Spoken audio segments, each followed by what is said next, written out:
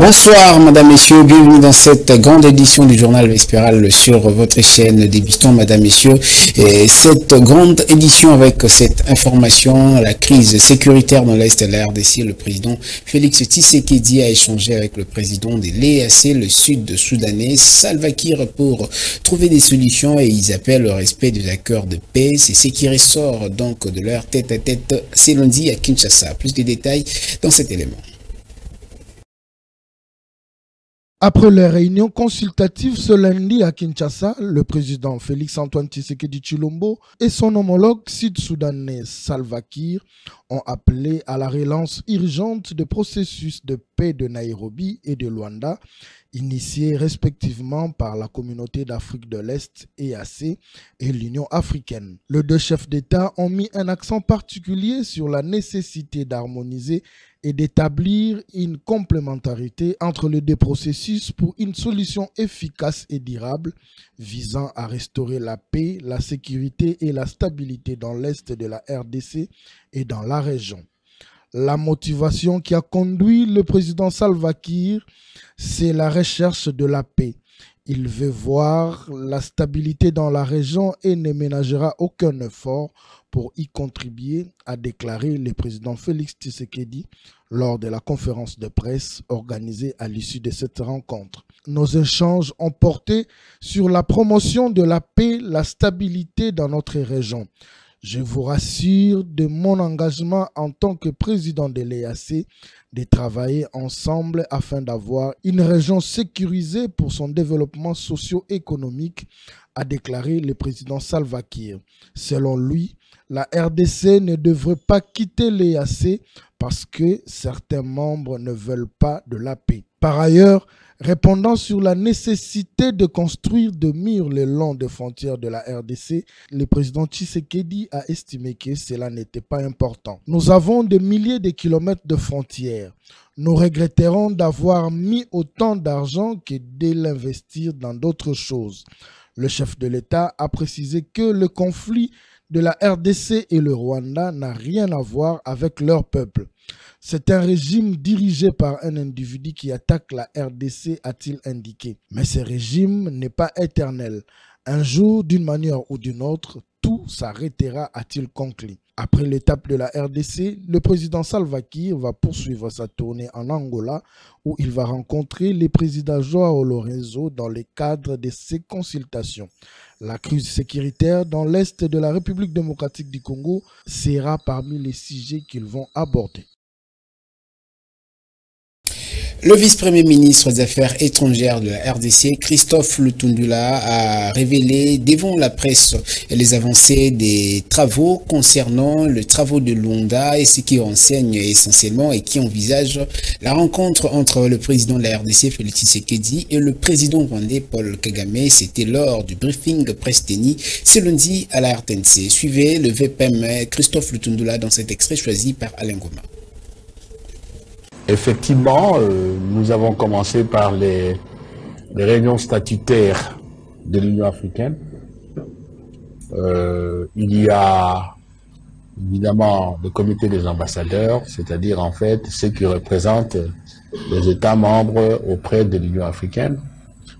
Il y a par la suite le conseil exécutif, la réunion des ministres des Affaires étrangères qui reçoit les conclusions, les propositions des ambassadeurs et enfin le sommet des chefs d'État qu'on appelle la conférence des chefs d'État de l'Union africaine.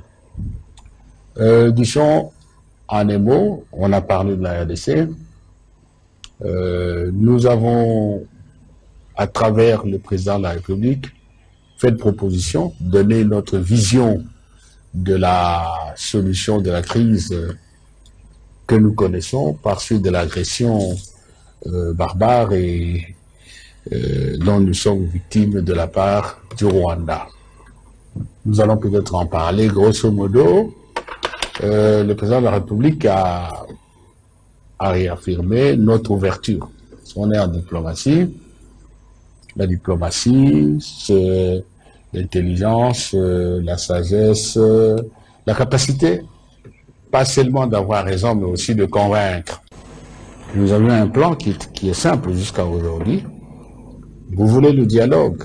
Ok, ça va, c'est la diplomatie, mais il faut que le dialogue se fasse dans des conditions acceptables. Le président a affirmé avec force que nous n'attendons pas négocier sous occupation de qui que ce soit. Donc la première chose, c'est de retirer, obtenir que le Rwanda retire ses troupes du territoire congolais.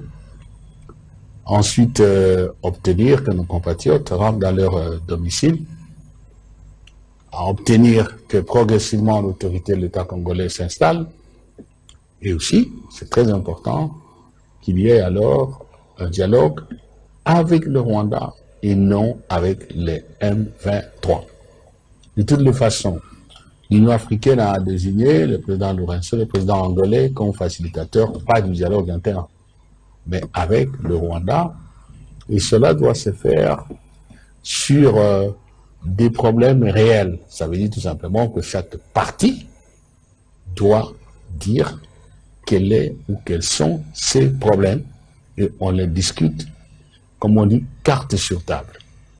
Réagissons sur le propos de Paul Kagame sur Jeune Afrique. Le VPAM des affaires étrangères, Christophe Lutundula, indexe le président rwandais à l'enquisant, allais-je dire, de ne pas peser la gravité de faits et notamment de ce qu'il qualifie essentiellement de fausses accusations en RDC. C'était lors du briefing presse. Revenons encore en image pour suivre cet extrait. On n'a pas le temps de faire le bilan, mais acceptez au moins que nous avons obtenu la levée de l'obligation de déclaration des armes et munitions vendues au Congo, qu'on a pris presque 20 ans d'embargo. Ça fait plus de 20 ans. C'est ce qui nous a permis d'acheter les armes, de requinquer nos forces et de faire en sorte au moins qu'ils résistent. 2. Nous avons réussi à faire basculer l'opinion de ceux qui pensaient que tout ce qu'Kigali racontait était des paroles d'évangile. Avant nous, connaissez-vous un seul pays au monde qui a dit au président Kagame, retirez vos forces de la RDC. Cessez de soutenir les M23. Vous êtes des médias, dites-moi. 3e succès. Et il est éclatant. Nous avons démystifié. Félix Antoine Tshisekedi a démystifié le président Tshisekedi. C'est le président plutôt, je m'excuse, Kagame, qui s'agite tout le temps. Est-ce que vous avez vu M. Kagame faire des interviews à longueur de mois? Il y a une qui circule maintenant. Il en fera une après ses briefings. Dans Jeune Afrique, il est très fort. Oui, il dit que Tshisekedi en fait pose des actes, mais il ne connaît pas les conséquences de ces actes. Et il va très loin. Vous lui dites, mais est-ce que vous prenez au sérieux les menaces du président Tshisekedi? Il dit, oui, je prends au sérieux, il est capable de beaucoup de choses. C'est lui qui ne connaît pas les conséquences, qui ne mesure pas les conséquences de ce qu'il fait en hypothéquant l'avenir d'une communauté congolaise, de Tutsi congolais, qu'il a instrumentalisé, qu'il transforme en une marchandise qu'il vend partout. Tout à fait. Est-ce qu'il réalise l'avenir de cela? Nous sommes une nation unique, 450, on n'a jamais connu de génocide chez nous. L'armée congolaise récupère 4 localités jadis occupées par le groupe armé Codeco et Zaïre viennent de passer sous contrôle des forces armées de la RDC, le FRDC. C'était depuis la journée du lundi 25 mars dernier. Commentaire Prince Mokoto Itaka. Dans un développement majeur de l'opération Tolérance Zéro lancée contre les groupes armés dans la région de la province d'Ituri, les forces loyalistes ont réussi à reprendre le contrôle de localités de Café, Mbongi, Tatoulé et Nyamamba, ainsi que les environs du lac Albert. Depuis des années, ces localités et leurs environs ont été le théâtre de violences incessantes perpétrées par les groupes armés. D'après le porte-parole de l'armée dans cette région, le lieutenant Gilles Ngongo, il rassure que les opérations de ratissage se poursuivent pour sécuriser la région. Les forces armées de la République démocratique du Congo contrôlent totalement les localités de Café, Mbongi, Nyamamba et ses environs à l'issue des opérations qui ont été lancées, tolérance zéro contre les groupes armés qui s'affrontent dans cette partie de la République au bord du lac Albert. Ces milices d'identité communautaire qui insécurisaient cette partie de la République, d'une part le Zaïre, d'autre part les Codeco, tous ont pris la poudre de scampette devant le rouleau compresseur de forces armées. L'opération Tolérance Zéro a été lancée dans le but de neutraliser les groupes armés, de rétablir la paix et la sécurité dans la région. La reprise de ces localités constitue une étape significative dans cette opération. Cependant, il est important de noter que la consolidation de la paix dans cette région ne se fera pas d'un jour au lendemain. Pour cela, le porte-parole invite la population itourienne à collaborer avec l'armée en dénonçant toutes les forces négatives qui sont dans la zone. Nous appelons la population à faire confiance à son armée et à se désolidariser de toutes formes et de toutes milices à l'identité communautaire. Cette victoire représente un pas en avant significatif vers un avenir meilleur.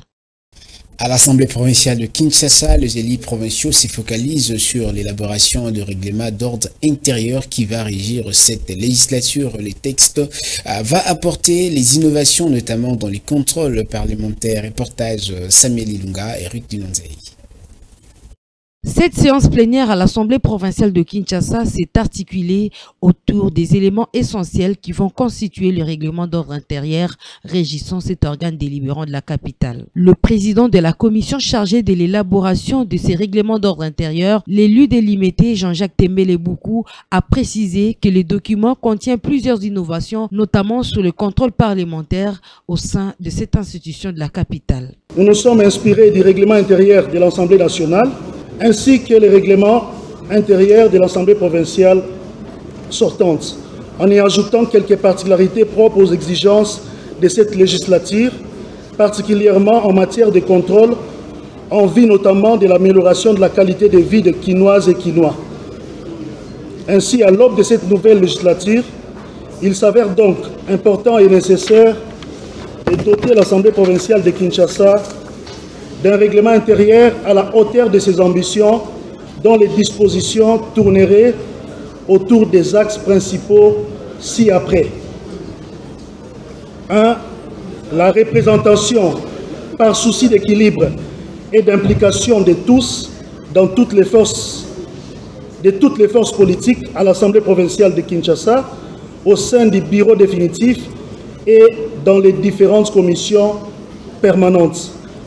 Les élus de Kinshasa ont également pris la ferme décision d'apporter une stabilité particulière par rapport à la législature passée. La stabilité institutionnelle du bureau de l'Assemblée provinciale de Kinshasa, le respect des droits et obligations des députés provinciaux de Kinshasa, l'organisation et la limitation des pouvoirs des membres du bureau de l'Assemblée provinciale de Kinshasa dans certaines décisions ou matières qui nécessitent l'autorisation préalable de l'Assemblée plénière. L'application des sanctions sans faille contre tout membre du bureau ou tout député provincial qui serait compromis à l'occasion ou dans l'exercice de ses fonctions. L'examen des articles composant le règlement d'ordre intérieur qui va régir l'Assemblée provinciale de Kinshasa se poursuivra ce mercredi, sauf changement des dernières minutes. Et à l'issue de cette séance consacrée à l'examen et l'élaboration du projet des règlements d'ordre intérieur de l'Assemblée provinciale, le président de la commission chargée d'élaborer ces textes, Jean-Jacques Tembele Boukou, réitère l'engagement et la volonté des élus provinciaux à travailler pour le bien-être de la population quinoise. Samuel Ilunga nous en dit plus. Le pouvoir des chefs coutumiers est institué par la Constitution. Ils représentent une partie de la population et je crois qu'ils ont intérêt à bien représenter la population, tous les regroupements qui les ont sélectionnés. Je commencerai premièrement par remercier la population quinoise. Nous sommes élus de la ville de Kinshasa et la population a apporté sa confiance en nous et nous avons l'obligation de mener à bien notre travail pour qu'après 5 ans, nous puissions être bien cotés par cette population. Et je crois que tout ce que nous faisons, c'est dans le cadre de l'intérêt général de la population quinoise. Évaluer la situation carcérale dans la prison centrale de Makala, de magistrats et d'autres acteurs ont été instruits de libérer des détenus dont les dossiers ne semblent pas être bien classés. C'est dans ces centres pénitentiaires qu'a eu essentiellement une réunion de travail entre le premier président de la Cour de cassation, Léon Kabea, qui a précisé d'ailleurs que toute personne sans dossier qui se trouve dans la prison centrale de Makala doit être libérée. Suivez. La surpopulation carcérale due à la croissance démographique à Kinshasa, la capitale congolaise, ne cesse de parler les juridictions congolaises. Selon le premier président de la Cour de cassation, Léon Ndomba Kabea, cette surpopulation carcérale est aussi relative à la croissance démographique de la ville de Kinshasa. Le patron de la Cour a également précisé que la prison centrale de Makala était construite pour garder seulement 1500 détenus et aujourd'hui, elle en reçoit plus que ces nombres. À ces sujets, Léon Ndomba Kabea révèle que le parquet sera saisi d'ici peu pour procéder à la libération de toute personne qui se trouve dans ces lieux carcérales et qui sont sans dossier, ni peut-être par hasard, ils seront libérés. Et pendant ces temps, Kinshasa de 1957 et celle de 2024, qui a plus de 10 millions d'habitants, seront à la base de plusieurs actes de barbarie, a-t-il ajouté. Il faut signaler que cette prison, qui est aujourd'hui un rempart pour des individus sans ordre nationaux et qui entrave la liberté des citoyens, est aujourd'hui un milieu où ça fait parler beaucoup de gens par rapport à son état et l'hygiène de ceux qui sont incarcérés. C'était une fête au complexe scolaire Mais à la Grâce où les élèves ont célébré essentiellement dans une journée culturelle très ambiante. Ils ont dit à donner le meilleur d'eux pour pouvoir redorer ces mois de la femme et ces souvenirs de plusieurs sacrifices que les femmes doivent consentir. C'était une manière de communiquer à la fois la pédagogie, l'émotion et la commémoration de cette grande journée culturelle qu'ils ont organisée. Suivez Enoch Mafuka qui nous en dit plus dans ses reportages. Cette journée culturelle organisée dans le cadre de la clôture du mois de la femme au complexe scolaire Mais à la Grâce, situé dans la commune de Mongafula, a connu une variété culturelle exceptionnelle.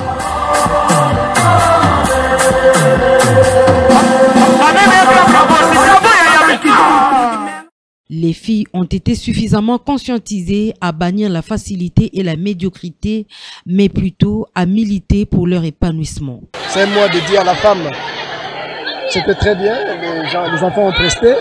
Nous essayons de lancer un message aux parents et aux gens de bonne volonté, de quelqu'un nous assister, de manière à ce que nous puissions aller de l'avant.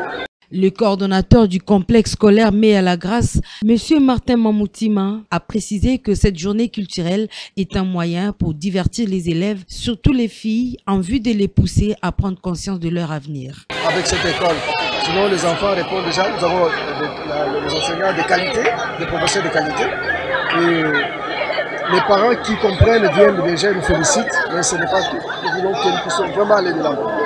Plusieurs interventions prévues ont égayé les élèves du complexe scolaire Mais à la Grâce. Quelques mots ont été également adressés pour réconforter les femmes de l'Est de la République démocratique du Congo. Les filles du complexe scolaire Mais à la Grâce ont affirmé que l'éducation apprise dans cette école leur permettra à assumer des grandes responsabilités pour le développement de la RDC. Aujourd'hui, c'était notre journée culturelle.